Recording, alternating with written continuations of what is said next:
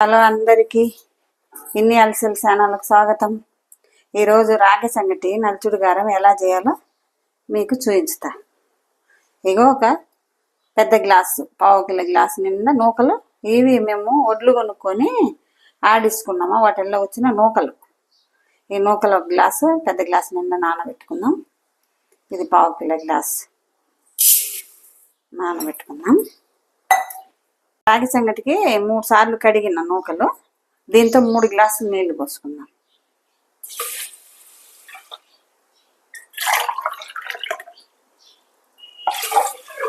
మూడు గ్లాసు పోచ్చా.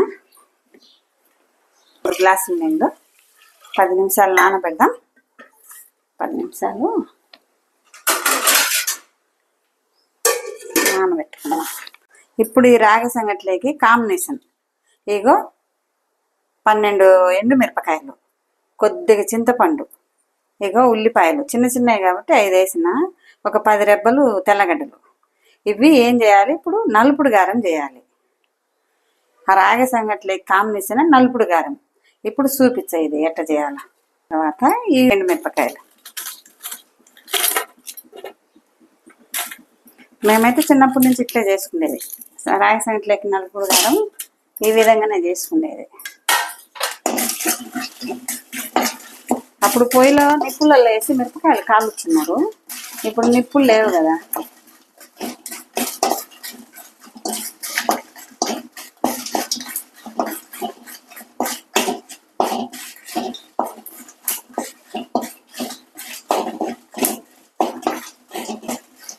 ఇంకా ఆఫ్ చేసుకుందాం.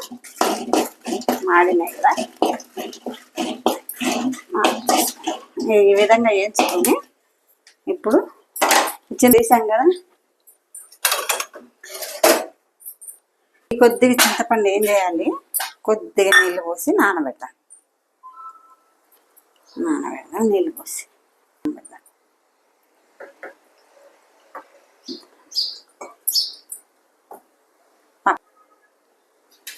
ఇప్పుడు ఈ మిరపకాయలు ఏం చేయాలి, వేసుకున్నాం. ఈ శరవలో వేసుకొని కొద్దిగా ఉప్పు వేసుకున్నాం. కొద్దిగా ఉప్పు వేసుకొని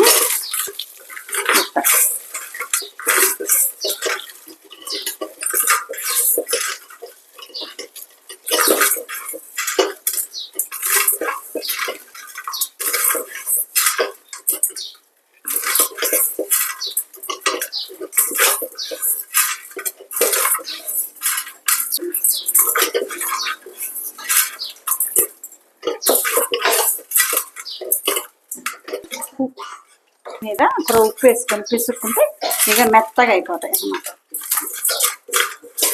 ఉల్లిపాయలు, కొద్ది చింతపండు నానబెట్టినాం కదా, అవన్నీ వేసుకొని మళ్ళీ ఒకసారి పిసికి మళ్ళీ చూపించుతాం మీకు.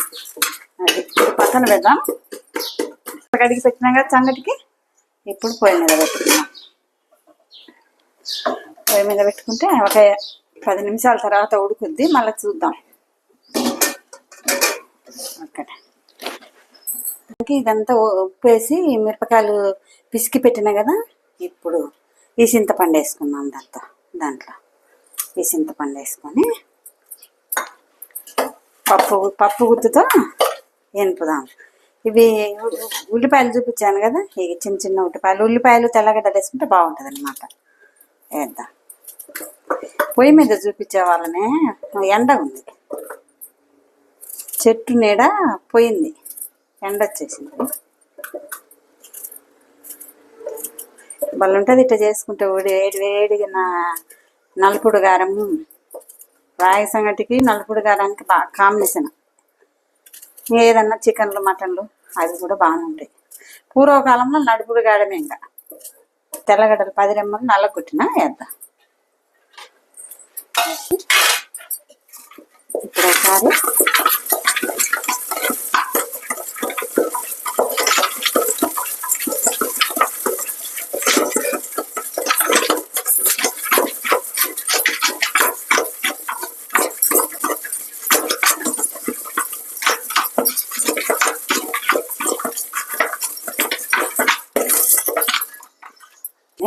వాటర్ వేసుకున్నాం.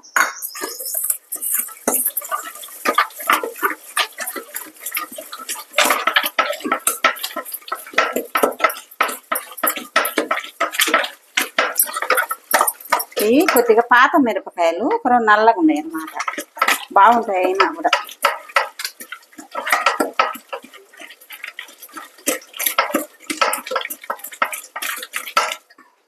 ఒక్క సుక్కని ఈ చింతపండు నీళ్ళ కదా నానబెట్టుకుని ఇంకా బాగుంటుంది అన్నమాట.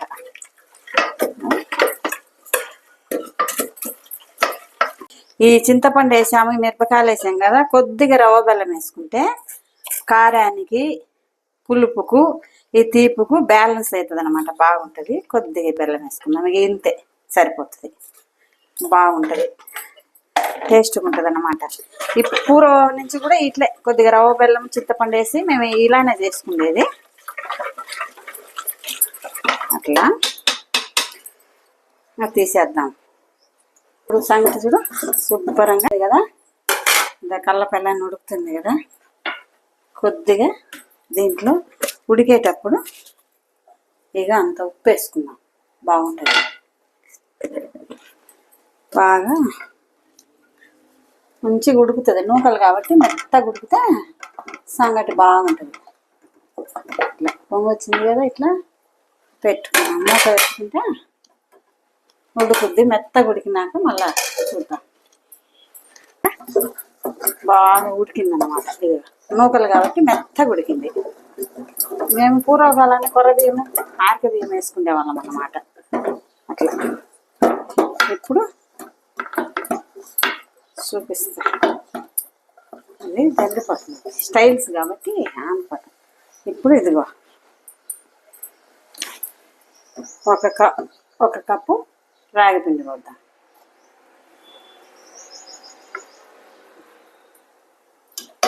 కొద్దిసేపు సిమ్ములో పెట్టి ఉడకనిద్దాం, బాగుంటుంది.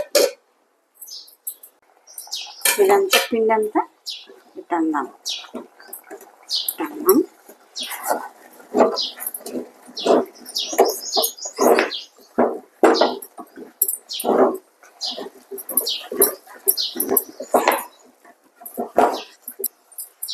ఈ తెడ్డు సంగటి కోసమే తెచ్చుకున్నాం అప్పుడు, ఇప్పుడు కాదు. ఈ తెడ్డు తీసుకొచ్చుకున్నా 30-40 సంవత్సరాల క్రితం. ఈ తెడ్డు కింద పెట్టి బాగా ఎంపుతా ఉందా, కింది కదా, బాగా తీసి ముద్ద చేస్తూ ఉందా కదా.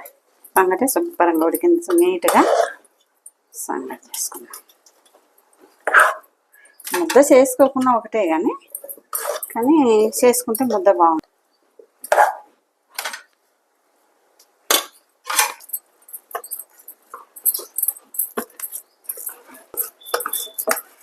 ఇంతే ముద్ద చేసుకునేది. ముద్ద చేసుకోకుండా చేసుకొని తినచ్చు గంటతో, కానీ ముద్ద చేసుకుంటే బాగుంటుంది. ఇంకా